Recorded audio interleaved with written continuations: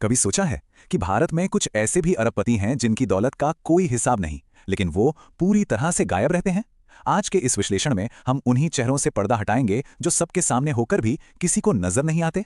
देखिए, जब भी इंडिया के सबसे अमीर लोगों की बात होती है तो दिमाग में कौन से नाम आते हैं? जाहिर है अंबानी और अडानी, है ना।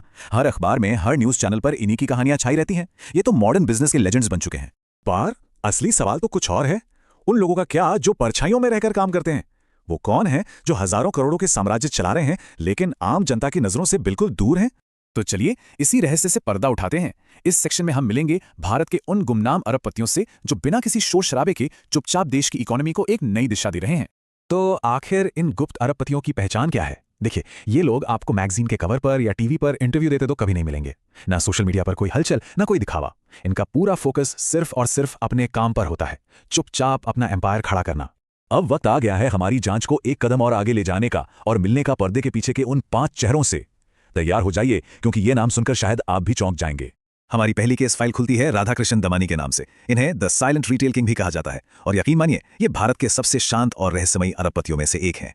ये डी मार्ट सुपरमार्केट चेन के फाउंडर हैं, जो आज इंडिया की सबसे प्रॉफिटेबल रिटेल चेन्स में से एक बन चुकी है। और सबसे मजेदार बात यह है कि दमानी जी कभी मीडिया के सामने नहीं आते। कोई इंटरव्यू नहीं, कोई दिखावा नहीं, एक बिल्कुल साधारण जिंदगी जीते हैं।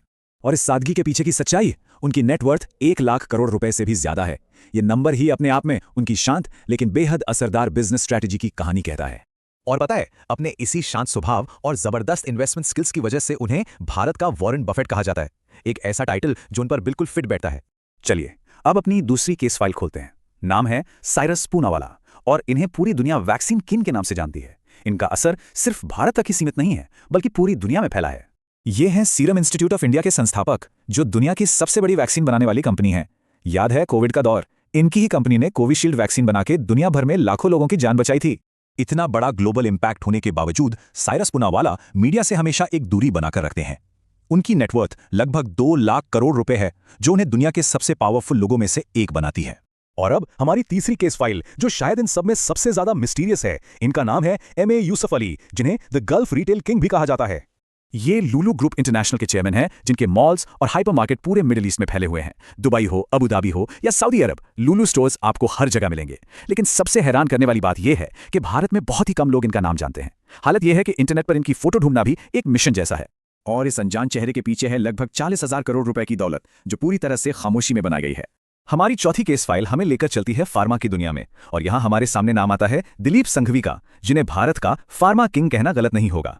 ये सन फार्मा के संस्थापक हैं, जो आज इंडिया की सबसे बड़ी फार्मा कंपनी है। सोचिए, उन्होंने एक छोटे से स्टार्टअप से शुरुआत करके उसे एक ग्लोबल फार्मा जायंट बना दिया, जो आज 100 से भी ज्यादा देशों में दवाइयां सप्लाई करती है।